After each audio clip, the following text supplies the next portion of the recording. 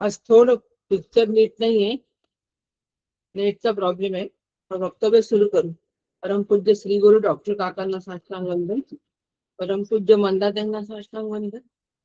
परम आदरणीय सुनील काकांना साष्टांग नमस्कार. आदरणीय नितीताईंना साष्टांग नमस्कार.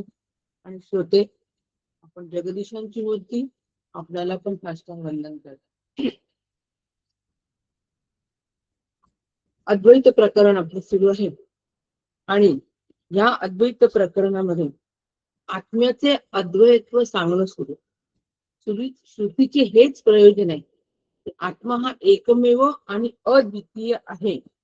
म्हणून आता श्रुतीने ही श्रुती आपल्याला कारिका आपल्याला या दृष्टीने एक अँगल समोर ठेवते आहे आणि तो अँगल ठेवते आहे की नानात्वाचा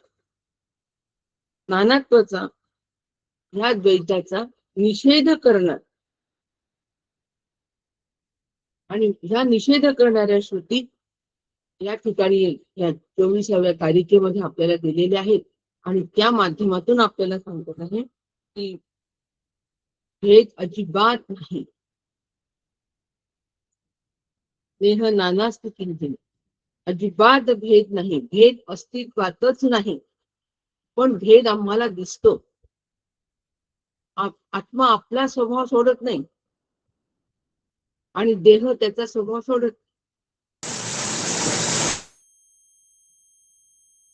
मी देहाचा संबंध लावून घेतला आणि म्हणून दुःख मला. पण दुःख हे असून नसल्यासारखे राहणं, शरीर निरपेक्ष निर्भयता तयार होणं फार मोठी साधन आहे. आणि ह्या साधनेसाठी श्री गुरूंचाच अनुग्रह घ्यावा लागतो. त्याशिवाय हे साधन होत नाही. हे आम्हाला स्पष्ट सांगते आहे. पण भेद आम्हाला दिसतातच.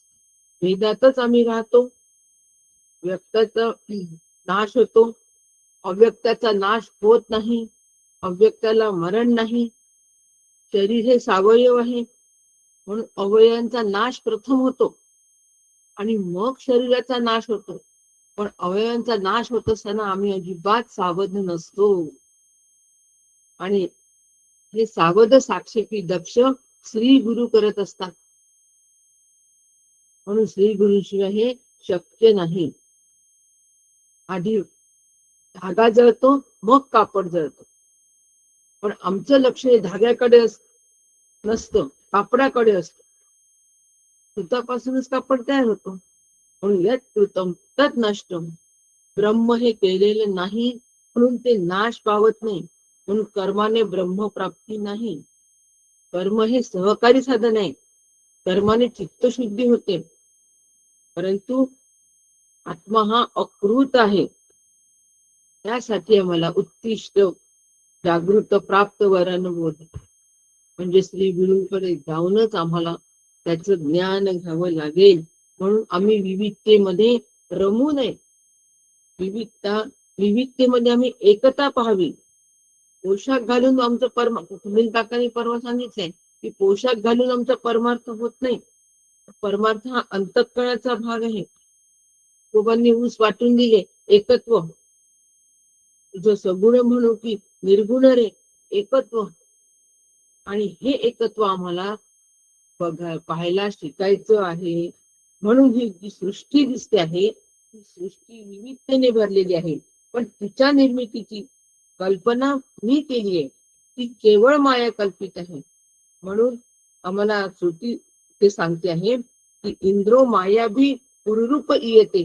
म्हणजे इंद्र परमेश्वर मायेच्या साह्याने अनेक रूपाला प्राप्त होतो. म्हणून सृष्टीची निर्मिती पूर्णतः माया कल्पित आणि अध्यस्त आहे. 24व्या कारिकेमध्ये 3 श्रुती सांगितलेल्या आहेत आणि ह्या 3 श्रुतींच्या माध्यमातून आम्हाला एकत्व सांगितलेलं आहे. हे लक्षात घ्यायचं.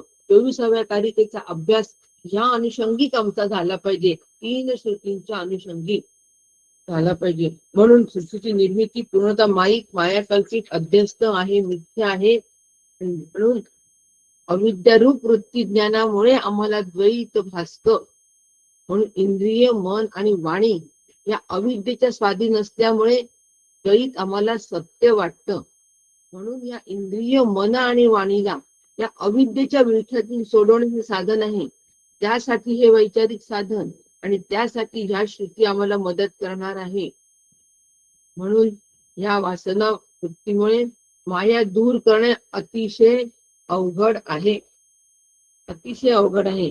आणि म्हणून श्रुती आम्हाला तीन श्रुतींच्या ही कारिका आम्हाला 3 श्रुती सांगते आहे. आज तिसऱ्या श्रुतीच्या माध्यमातून आपण समजून घेऊया. अजायमानो बहुधा विजायते, ही जी पुरुष सूक्तामध्ये आहे ती आज आम्हाला या माध्यमातून एकत्व कसं आहे हे आपण आता सुनील काकांच्या अधिकारवाणीतून या श्रुतीच्या माध्यमातून समजून घेऊया. रामकृष्ण हरी.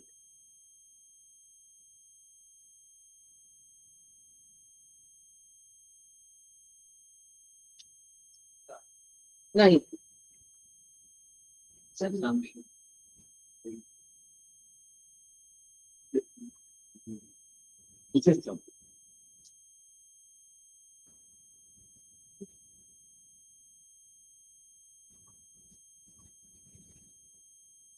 आलं का क्लिअर? हो. कॅमेऱ्यावर झोळ होते. एंटर इकडे कर ना. आपण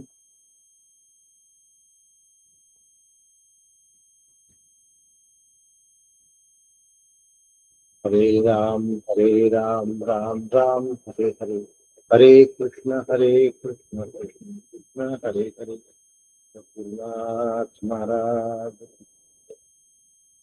वंशी विभूषित करान्नवनीरदाभा पीतांबरा पूर्णेन्दु सुंदर मुखा दरविंद नेत्रा परम किमपि तत्त्वमहं न जाने. शंकरं शंकराचार्यः सद्गुरु सर्वसन्निधः सर्वेषां शंकरः सन्तु चिदानन्दरूपिणः. ज्ञानदं सद्गुरुं शान्तं ज्ञानारण्यदाहकम् नमामि परमाचार्यं श्रीमच्छङ्करचार्यं. सदाशिवसमारम्भां शङ्कराचार्यमध्यमाम् अस्मदाचार्यपर्यन्तां वन्दे गुरुपरम्परा, वन्दे गुरुपरम्परा. गुरुनाथ महाराज परमपूज्य सद्गुरु डॉक्टर काका यांच्या श्रीचरणी साष्टांग लोटांगण घातल्या. परमपूज्य मंडळताई यांच्या चरणारविंदांना नमस्कार करतो. आदरणीय नीलाताई दातार यांना वंदन करतो. आपल्या सगळ्यांमध्ये असलेल्या भगवत स्वरूपाला मी वंदन करतो. आणि आजच्या विषयाला आपण सगळे मिळून प्रारंभ करू. तत्पूर्वी आपण शांतीपाठ म्हणावा. मी वाचू का? होय. कामी सद्वचन ऐकावे, यज्ञकर्मी समर्थ व्हावे, नेत्री सुवची पहावे आम्ही सदा. इंद्रियाणी शरीर स्थिर करोनी स्तुती कर, देवा लागी आयुष्य हित कर भोगो आम्ही.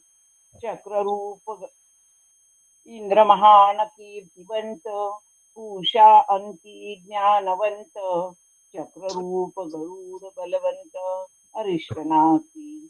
जो चतुराननाचा पुत्र बृहस्पती ज्ञानवंत, आमुचे कल्याण अनंत करो सदा. सद्गुरुनाथ महाराज की जय. 24वी कारिका घेतोय आपण. त्यात नेहनानाची किंचन आपलं झालंय.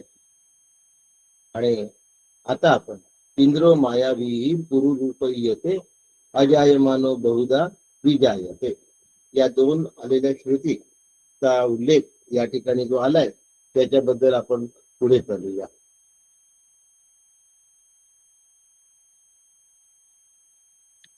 आता या उपासना करत असताना काय होतं, काही वेळेला आमच्या हे लक्षात आलं पाहिजे की ज्याची मी उपासना करतोय तो मी आहे. आणि याच्यात जर वेळ नाही, लक्षात नाही आलं तर फक्त उपासना करण्यामध्ये काळ निघून जातो. द्वैत आणि अद्वैत असे दोन भाग असतात आणि अद्वैताच्या भागामध्ये आम्ही शिरतच नाही, द्वैताच्या भागात आयुष्य निघून जातं. कारण अद्वैत जर असेल तर असेल म्हणावं का हो? आहे. मग द्वैत जर असेल तर ते कार्य आहे आणि आपण कार्याच्या मागे किती वेळ लागायचा.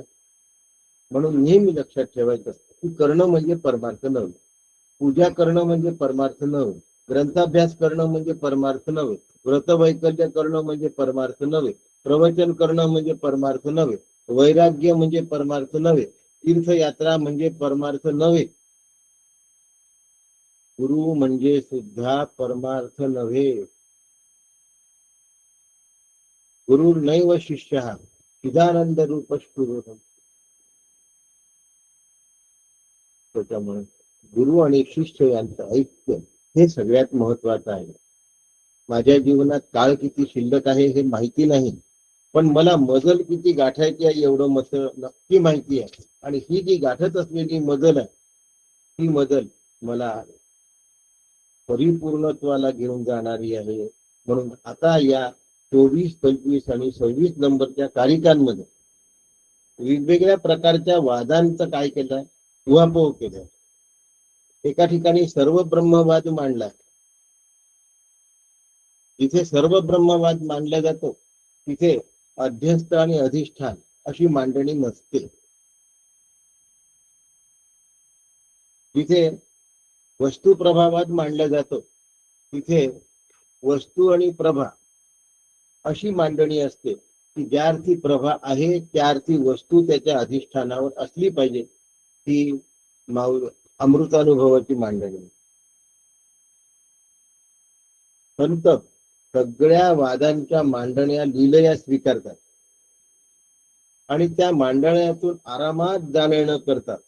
आम्ही मात्र कुठला तरी एक वाद घट्ट धरून बसतो आणि मग त्याचाच आग्रह धरतो. अजातवाद आहे, सर्व ब्रह्मवाद आहे, ईश्वर कारणवाद आहे, विवर्तवाद आहे.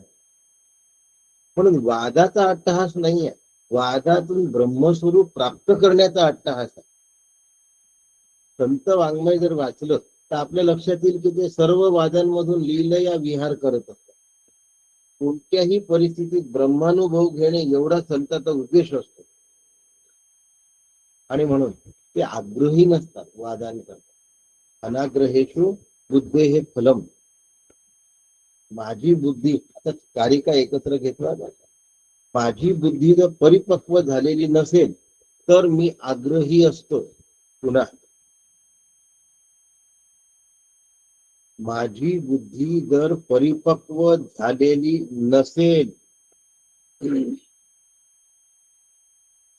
तर मग मी आग्रही असतो. असंच पाहिजे, तसंच पाहिजे, असं झाल्याशिवाय होणार नाही, तसं झाल्याशिवाय चालणार नाही. आणि काय हरवतं? शांती, तृप्ती, समाधान.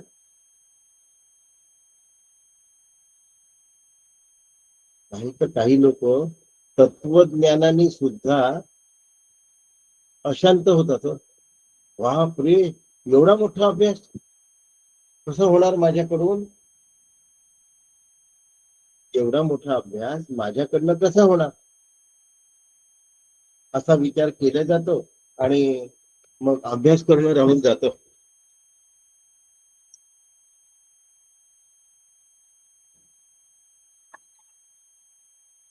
माझ्याकडून परमार्थ कसा जमेल, मी परमार्थ कसा काय करणार, एवढा अभ्यास माझ्याकडून कसा होईल, अशा प्रकारचे विचार हे तत्वज्ञानाचा अंगीकार केल्यानंतरही अशांती निर्माण करत असतात. म्हणून तत्वज्ञानाने सुद्धा माणूस अशांत होऊ शकतो. मग तत्वज्ञान कशासाठी आहे? निरपेक्ष शांतीसाठी आहे, पराशांतीसाठी आहे. तत्वज्ञानाचा अभ्यास केल्यानंतर व्यावहारिक शांती सुद्धा उरत नाही, पारमार्थिक शांतीच राहते. कळतंय ना, पारमार्थिक शांती राहते म्हणजे वेगळी व्यावहारिक शांती ठेवावी लागत नाही.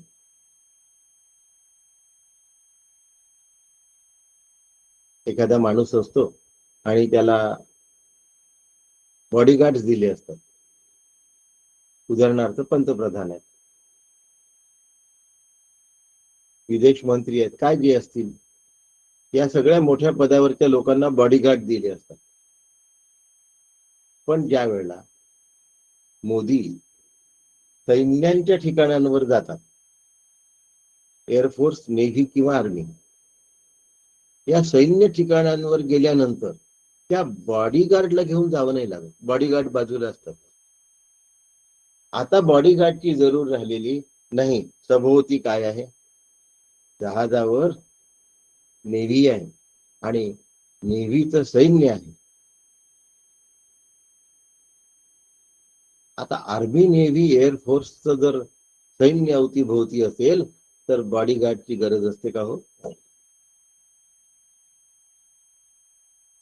तसं निरपेक्ष पारमार्थिक शांती मिळाल्यानंतर व्यावहारिक शांतीची गरज उरत नाही. तिथे अशांती निर्माणच होत नाही.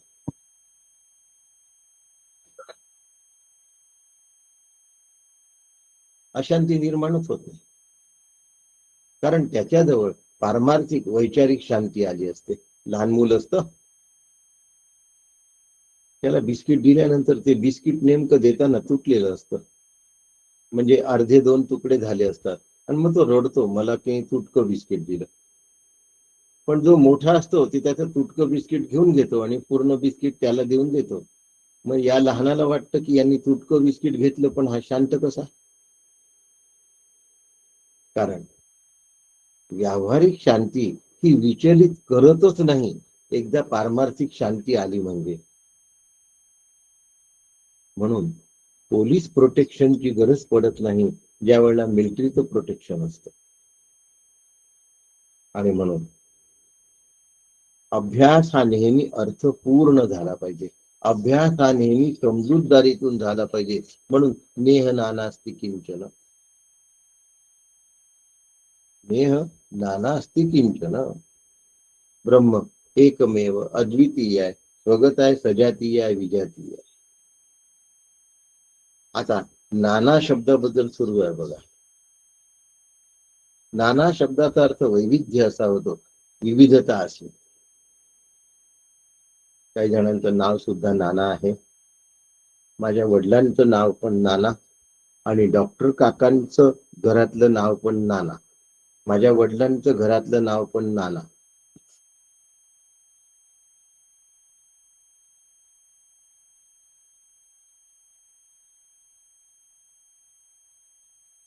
तुकोबा या नानात्वाबद्दल म्हणतात, नट नाट्य अवघे संपादिले सोंग, भेद दाऊ रंग न पालटे. पांडुरंगा, आता कर्नाटकू शब्द आहे पांडुरंगा करता. कानडाव विठ्ठलू कर्नाटकू. या कर्नाटकू शब्दाचे 2 अर्थ आहेत. एक, त्यांना कर्नाटकातून आणलं होतं, हा एक अर्थ आहे. भगवंताचा विग्रह मुस्लिमांच्या आक्रमणातून सोडवण्यासाठी कर्नाटकात नेऊन ठेवला होता आणि मग ते सगळं आक्रमण वगैरे निघून गेल्यानंतर पुन्हा त्यांना पंढरपुरात आणण्यासाठी त्या विग्रहाला प्रयत्न केले गेले आणि आणल्या गेला, म्हणून त्यांना कर्नाटकू असं म्हणतात. हा एक अर्थ. आणि कर नाटकू, तू अत्यंत नाटकी आहेस. नाटक कशाला म्हणतात? त्यात जो अभिनय करता असतो तो हुबेहूब शिवाजी वाटतो, पण शिवाजी नसतो. दिसतो कलाकार, पण मूळचा असतो वेगळा. तसा तू या जगामध्ये वेगवेगळे रूप घेतलेले आहेत, पण तू कितीही रंग बदलले, भेद जाऊ रंग न पालटे. आम्ही तुला ओळखल्याशिवाय सोडत नाही. तू भलेही भेद दाखव आम्हाला, आम्ही त्यात अभेदच पाहू. भेद जर दिसणारच आहे, विठ्ठलमय जीवन आहे तर भेद दिसणारच आहे. पण नटनाट्य अवघे संपादिले सोंग, हे सगळं तुझं सोंग आहे. वस्तुतः तूच नटला आहेस. वस्तू प्रभावात जी प्रभा असते ती वस्तुरूप असते. म्हणून डबक्यामध्ये सूर्याचं बिंब दिसतं, पण ते प्रतिबिंब असतं. बिंबावर त्याचा काहीही परिणाम होत नाही. त्यामुळे स्वच्छ पाण्यात असो की गलिच्छ पाण्यात असो, पडलेलं जे प्रतिबिंब आहे त्याने बिंब कधीही मलिन होत नाही. त्यामुळे एवढं जे वैविध्य आहे, हे वैविध्य जरी तू दाखवत असलास तरी आम्ही तुला ओळखल्याशिवाय राहणार नाही. नटनाट्य अवघे संपादिले सोंग, काय वाक्य आहे? नटनाट्य अवघे संपादिले सोंग, भेद जाऊ रंग न पालटे. तू किती जरी भेद दाखवलेस ना पांडुरंगा, तरी आम्ही तुला ओळखल्याशिवाय सोडत नाही. नाटक सुरू होतं, पडदा पडला असतो तो उचलला जातो. पडदा उचलला की नाटक दिसतं, पडदा उचलला की नाटक दिसतं. आणि अविद्येचा पडदा जर उचलला तर स्वरूप दिसतं. हे या श्रुतीमध्ये सांगायचं आहे. एकदा स्वरूप दिसलं की भेदाने माणूस घाबरत नाही, चिंतित होत नाही. यत् कृतकम तद नष्टम. म्हणून कृतीने अकृत्रिम ब्रह्म प्राप्त होत नाही. ज्ञानाम्यहम शेवधिरित्य नित्यम न यद्ध्रुवे प्राप्यते हि ध्रुवम तत्. रोजच्या जीवनात हे आठवलं पाहिजे. काही जण म्हणतात आमची मुलं खूप करतात, इतकं करतात, इतकं करतात. या लोकांना जमव, त्या लोकांना जमव, यात्रा काढ, असं कर, आवर्तन कर, सगळं इतकं करतात, इतकं करतात. पण करण्यातून मोक्ष मिळणार नाही. न यद्ध्रुवैहि प्राप्यतेहि अध्रुवम तत्. कठोपनिषद सांगतो. मग ते प्राप्त कसं करून घ्यायचं? ब्रह्मस्वरूप तुमच्या करण्यातून प्राप्त होणार नाही. सद्गुरू सांगतील कसं प्राप्त करायचं. असंगो नाही सज्जत. यासाठी उपनिषदांच्या दारात, यासाठी भगवंताच्या दारात, यासाठी ब्रह्मसूत्राच्या दारात हेलपाटे खावे लागतात. वैचारिक पूल मला बांधता आला पाहिजे त्या ठिकाणी. म्हणून जोपर्यंत जीव स्वतंत्रपणाने जीवदशा सांभाळून आहे तोपर्यंत त्याला आत्म्याचं आत्मज्ञान होण्याची शक्यता नाही. काय वाक्य आहे? आत्म्याचं आत्मज्ञान. आज तर असतं का हो? अहो, आत्मा ज्ञानरूप आहे, पण समजावून सांगताना जीवाच्या भाषेत आत्म्याचं आत्मज्ञान असं म्हणावं लागतं. म्हणून मी आत्मा आहे असा अनुभव आल्यानंतर म्हणून मग काय करावं लागतं? जीव द्यायचा का हो? नाही. जीव भाव द्यायचा.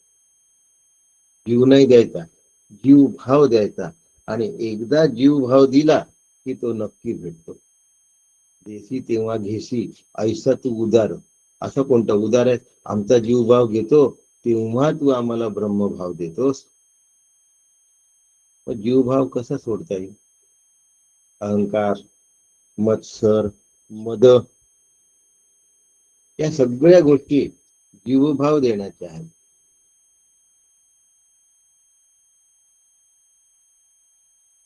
म्हणून मग या ठिकाणी 25व्या श्रुतीमध्ये सांगतात आणि 24व्या श्रुतीचा समारोप करतात. इंद्रिय, मन, वाणी या अविद्येच्या स्वाधीन आहे. जोपर्यंत यांच्यामध्ये अविद्या आहे तोपर्यंत या विकल्पाची खाण संपत नाही. विस्तवामध्ये रॉकेल टाकण्यासारखं. म्हणून माझी वासना जेव्हा नष्ट होईल,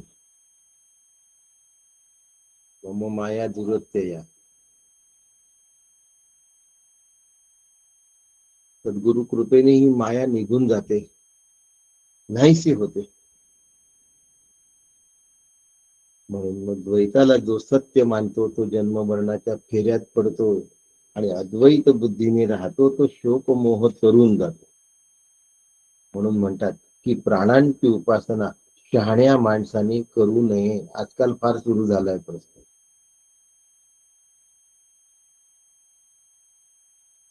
प्राणायाम करू नये असं म्हटलेलं नाहीये, प्राणाची उपासना करू नये असं म्हटलं. सगळ्या इंद्रियांचा अग्रणी प्राण आहे. कथानक ऐकलं असेल, प्रत्येक इंद्रिय स्वतःला श्रेष्ठ समजत होतं आणि प्राणाने जेव्हा शरीरामधून जातो म्हणून ठरवलं होतं, सगळ्यांची ताकद निघून गेली. उचललेली या प्राणासारखी इंद्रिय निघते जैसी, तैसा मनबुद्धी पाठी अहंकारू जाय. म्हणून संभूती आणि प्राण हे कार्यवर्ग आहे. कारणाशिवाय कार्य घडत नाही. म्हणून कार्याच्या मागे लागू नये, कारणाच्या मागे लागावं. आणि कारणाचा शोध घेतला की कार्य आपोआप येतं.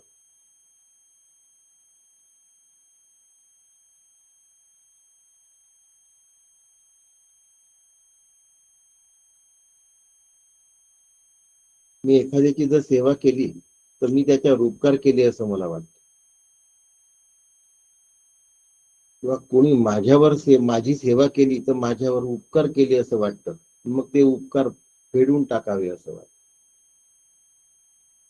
नाही तर मला पाप लागेल असं वाटतं. पापाचे कळप,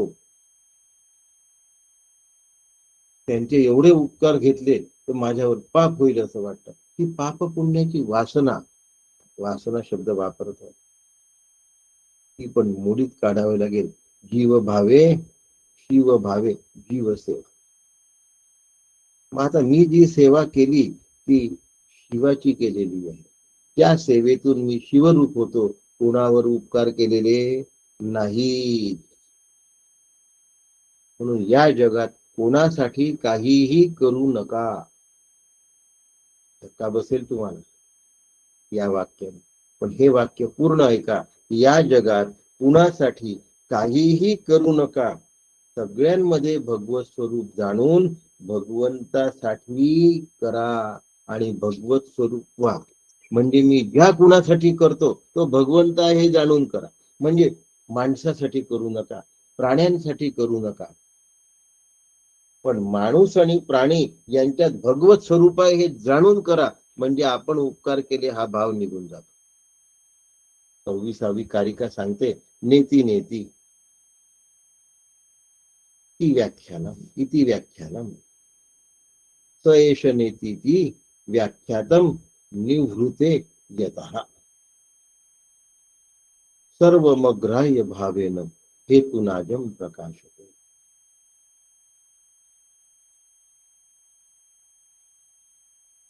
म्हणून ब्रह्मवस्तूवर अनेक आरोप आहेत.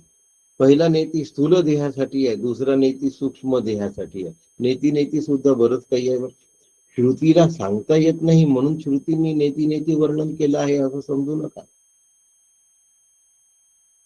नेती नेती मधून श्रुतीने बरंच काही सांगितलं आहे की स्थूल देह पण नाही आणि कारण देह पण नाही. मग तुम्ही याच्यामध्ये लिप्त असण्याचा जरा सुद्धा कारण उरत नाही. म्हणून युक्तीने चालायला पाहिजे. युक्तीचा परमार्थ असतो. खूपदा युक्त्या मदत करतात, तेव्हा सिद्धांत किचकट वाटतो, पण युक्तीने आम्ही पार निघून जातो. पण कॉमन सेन्सनी कुठे युक्ती वापरायची हे समजलं पाहिजे. मी आत्मा असेल तर मी अलिप्त असलो पाहिजे. मी स्थूल देहाच्या नेती आणि मी सूक्ष्म देहाच्या नेती अलिप्त आहे हे माझ्या लक्षात आलं पाहिजे. एक दृष्टांत देतो तुम्हाला, आणि दृष्टांत याच्यासाठी द्यायचा आहे की त्यातून जर साधकाच्या लक्षात आलं की मला काय म्हणायचं आहे तर बरं होऊन जाईल.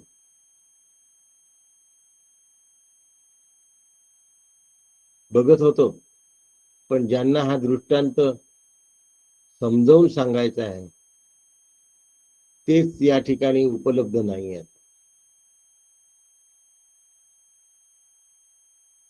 ठीक आहे, तरी दृष्टांत देतो. मी स्थूल देह नाही.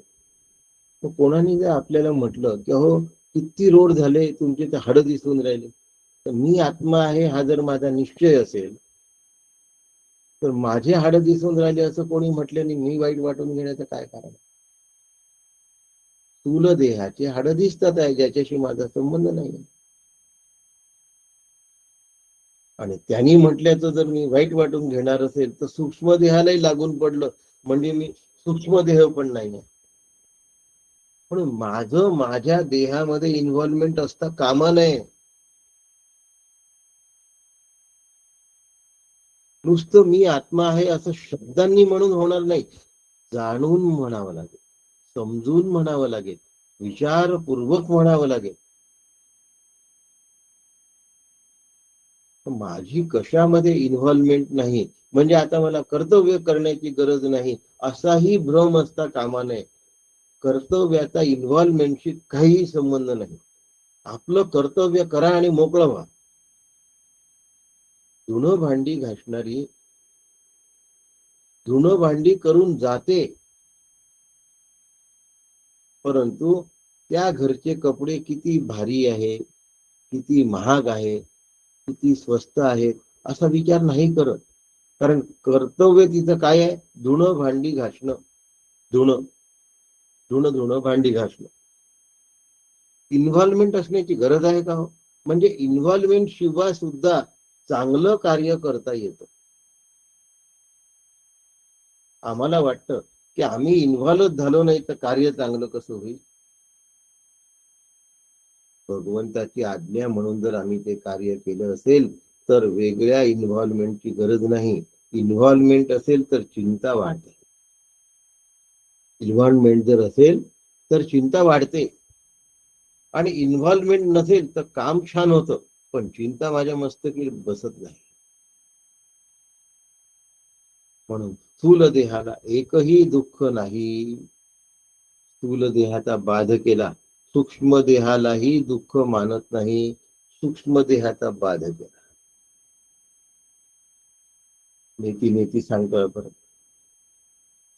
असं जर झालं तर आम्ही मग तुकोबांच्या, ज्ञानोबांच्या, शंकराचार्यांच्या पार्टीत जाऊन बसतो. नाही तर मग कारणाशिवाय कार्याचा बाध करायचा.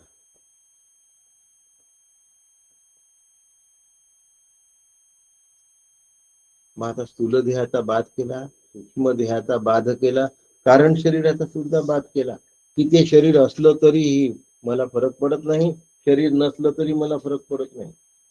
रात्री गाढ झोपेमध्ये सूक्ष्म देह नसतो. स्थूल देह आहे याची जाणीवही नसते. म्हणजे स्थूल देहही नाही, सूक्ष्म देहही नाही, तरी मी असतो की नाही. मग माझा स्थूल सूक्ष्म देहाची काहीही संबंध नाही. मग माझी तब्येत बिघडली याबद्दल मला दुःख होण्याचं काय कारण आहे? माझी हाडं दिसतात आहे याबद्दल मी मनाला लावून घ्यायचं काय कारण आहे? मी आत्मा आहे हे समजलं असेल तर.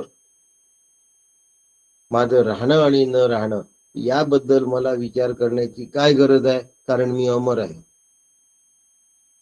यन मनोसा न मनुते ये नाहुर्न मनोमतम तदेव ब्रह्मम त्वं विद्धि नेदम यदिदम उपाय.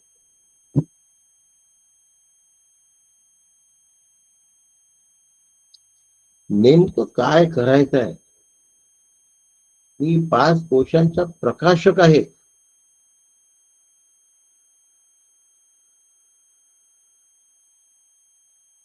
अन्नमय, मनोमय, प्राणमय, विज्ञानमय आणि आनंदमय.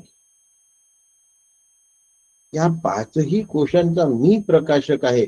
ते 5 कोश अचेतन जड आहे. पण माया जे दाखवते ती तिची अनिर्वचनीय शक्ती असते, ती वस्तुस्थिती नसते.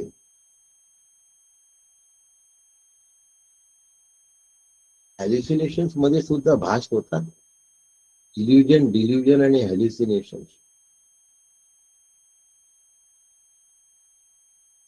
झाले म्हणजे ते सत्य आहे असा त्याचा अर्थ होत नाही. तसा जगत आता भास आहे, सत्य नाही. जगत कल्पित आहे. आता जगत जर ब्रह्मापासून झालं असं जर मांडणी आम्ही स्वीकारत असू तर असलेलं जगतही ब्रह्मच आहे ना. कोणती मांडणी स्वीकारता, कोणत्या वेळी कोणती मांडणी स्वीकारलं पाहिजे एवढा कॉमन सेन्स आम्हाला वापरता आला पाहिजे. आणि या कॉमन सेन्सचा आम्हाला उपयोग करून घेता आला पाहिजे पुरेपूर. अजातवादाकडे वाटचाल चालू झालेली आहे.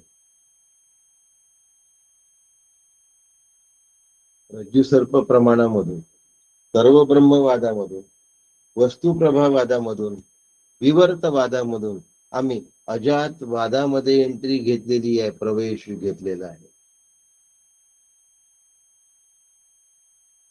अनेक साम्राज्य निघून गेले आहेत. आमच्या राज्याबद्दलचा विचार काय करायचा? अनेक देह निघून गेले आहेत, आमच्या देहाबद्दलचा विचार कशाला करायचा? ठेविली अनंत तैसेची आहे.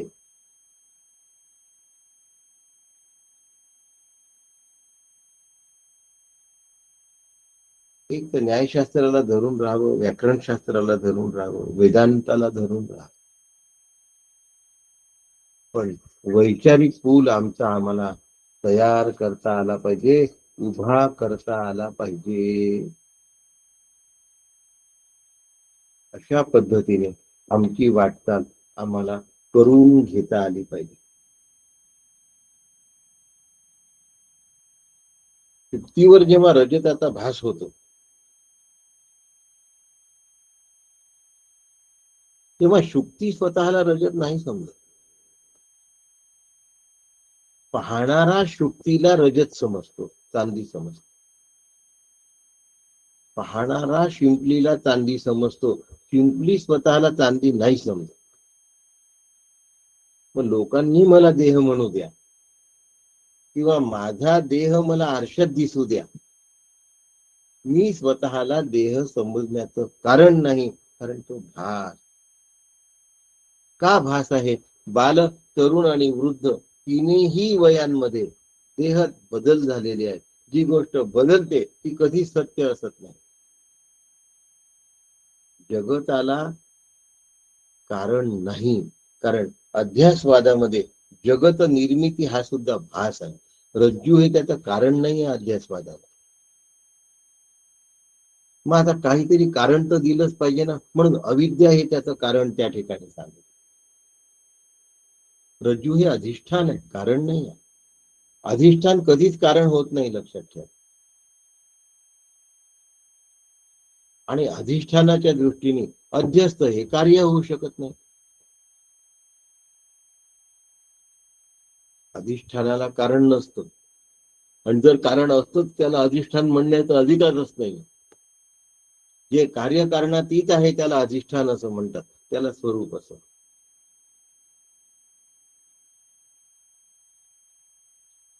म्हणून जगताला कारण नाही आणि जगत हे अस्तित्वातच आलं नाही, म्हणून जगताला कार्य पण. तरीही जगत आहे असं वाटतं, हे अविद्येमुळे वाटतं. ज्या वेळेला बस किंवा ट्रेन चालते त्यावेळेला झाडं मागे पळतात आहे असं वाटतं. हा फक्त एक भास असतो. वास्तविक झाडं जिथल्या तिथेच असतात. त्याच्यावर गाणे सुद्धा तयार झाले. पळती झाडे पाहूया. पळती झाडे आणि बदलतं जग यात काय फरक आहे? काही फरक नाही आहे. फक्त झाडांचं पळणं जरा वेगात वाटतं आपल्याला बसमध्ये, ट्रेनमध्ये बसल्यानंतर. बदलतात झाडं बरोबर बरोबर, नवीन येतात आणि जुने मागे निघून जातात. असा देह सुद्धा बदलतो, फक्त भरभर बरोबर नाही बदलत. झाडांच्या तुलनेमध्ये संथ गती आहे. पण कासवाची गती तर आहे. मग कासवाची गती आहे तर बदलणारा देह सत्य नाही, फक्त ब्रह्मच सत्य आहे आणि ते ब्रह्म मी आहे.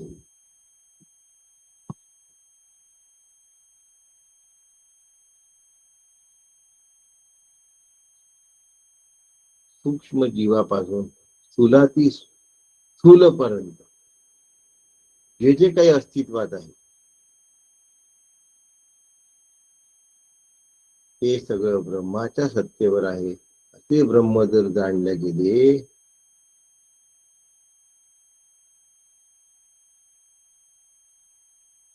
तर आपलं काम झालेलं आहे.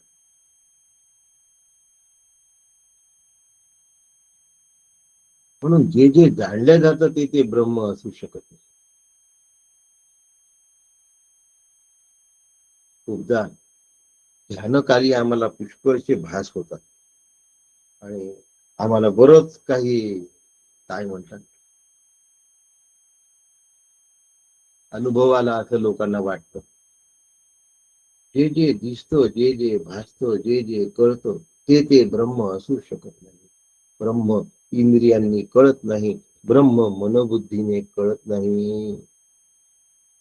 म्हणून अंतःकरणाने ज्या ज्या गोष्टीचं ज्ञान होतं ते ब्रह्म असू शकत नाही. म्हणून अत्यंत स्थूलापासून अत्यंत सूक्ष्मापर्यंत जाणल्या जाणाऱ्या सगळ्या वस्तू ब्रह्म असू शकत नाही. मग आता 2000 रुपयात कुंडलिनी जागृती आणि ब्रह्मज्ञान होईल का हो?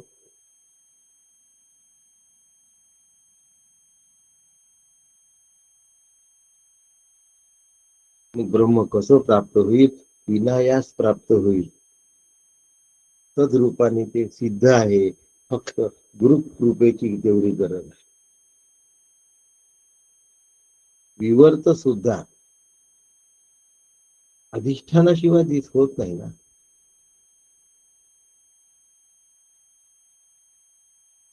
पाण्याच्या टाक्यामध्ये जर काडी सोडली तर ती काडी वाकडी आहे असं वाटतं. पण काडी नसती तर वाकडी काडी दिसली असती का? दोरी नसती तर रज्जू दिसला असता का?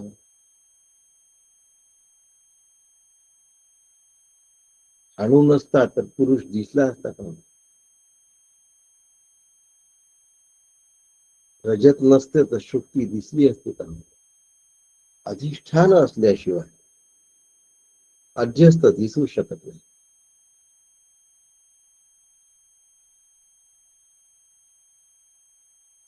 पण त्यात दिसणार जे वेगळेपण आहे ते फक्त त्या मायेमुळे आहे, वास्तविक नाही.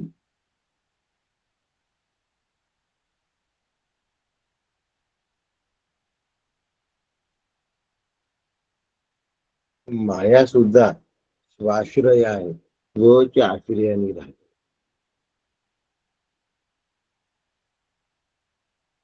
एकदा मनबुद्धीचा लय झाला आणि वृत्ती जर ब्रह्माकार झाली, विश्व ब्रह्मरूप झालेलं असतं. विश्व आणि ब्रह्म यांच्यामध्ये भेदच उरत नाही.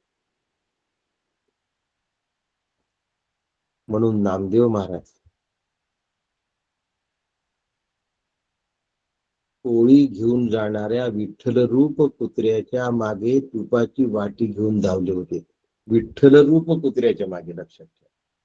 विठ्ठलाच्या मागे धावले जो कुत्र्याच्या देशात होता.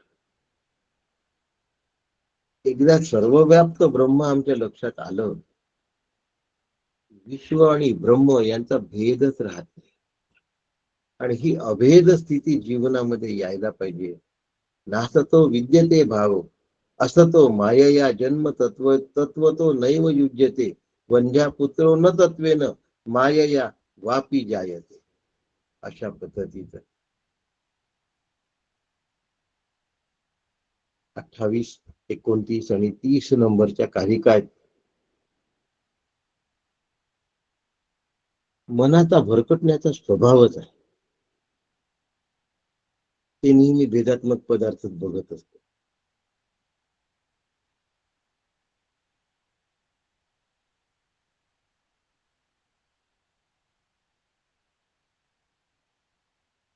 जागेपणी जो आम्हाला भेद दिसतो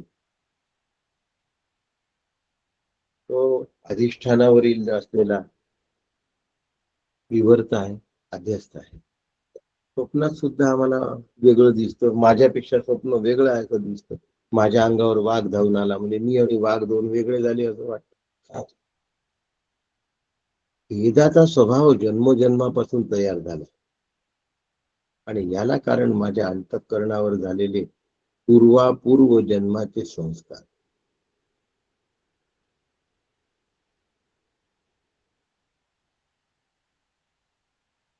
जगत सुद्धा समजताना ज्ञाता ज्ञेय आणि ज्ञान असा भाग बघावा लागतो. जगत बघणार आम्ही, ते जगत आहे ते ज्ञेय आणि ते मला जे कळलं आहे त्याचं ज्ञान.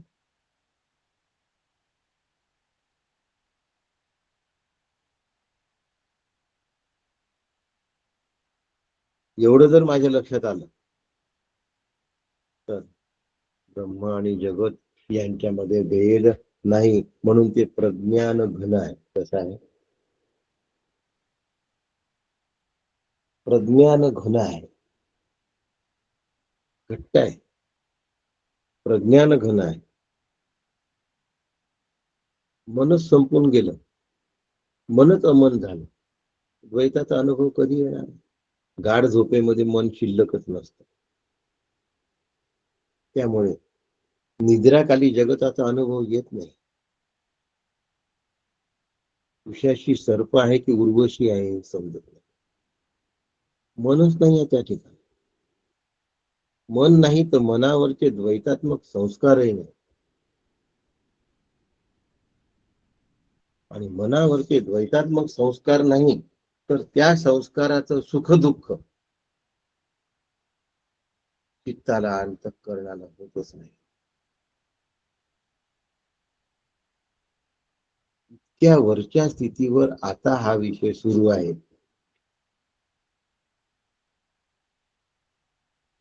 ध्येय जर शिल्लक राहिलं नाही तर ज्ञाता कुठे शिल्लक राहील?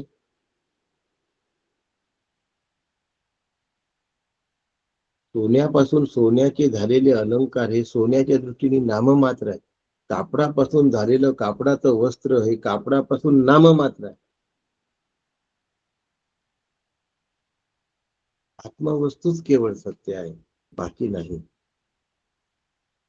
म्हणून ज्ञेय नावाची गोष्ट अंतःकरण अस्तित्वात नसेल तर निघूनच जाते.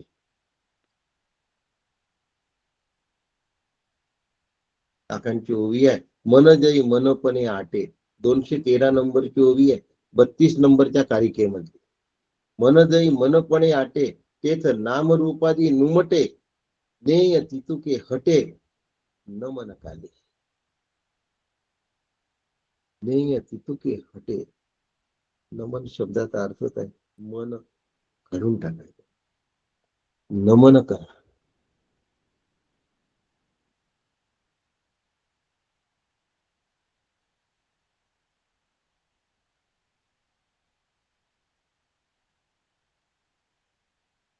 सुंदर शब्द आहे नमन.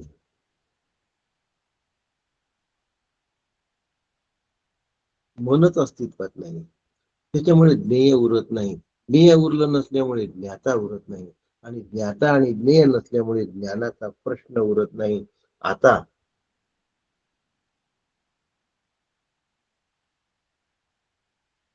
केवळ जर उरत असेल तर दृक शिल्लक राहतो. दृकच्या सत्तेवर ज्ञात्याला ज्ञेयाचं दर्शन होत. दृंग मात्र जी असेल दृश्याची या मिशे चांगदेव 65. एकदा ध्येय नाहीसे झालं की मन नाहीसं झालेलं असतं आणि ध्येय असेल तरच मन संकल्प विकल्प करते करतो. आज आपण 32 नंबरच्या कारिकांपर्यंत आलेलो आहे. पुढल्या कारिका उद्या बघूया. आज आपण या ठिकाणी थांबू. नमस्कार करतो सगळ्यांना. राम कृष्ण हरी. काही घाई वाटली असेल तर या कारिकांचा पुन्हा उल्लेख करू. उद्या श्रीमद आद्य शंकराचार्यांची जयंती आहे. थांबूया. रामकृष्ण हरी. रामकृष्ण हरी. रामकृष्ण हरी. रामकृष्ण हरी दादा. हरी काका.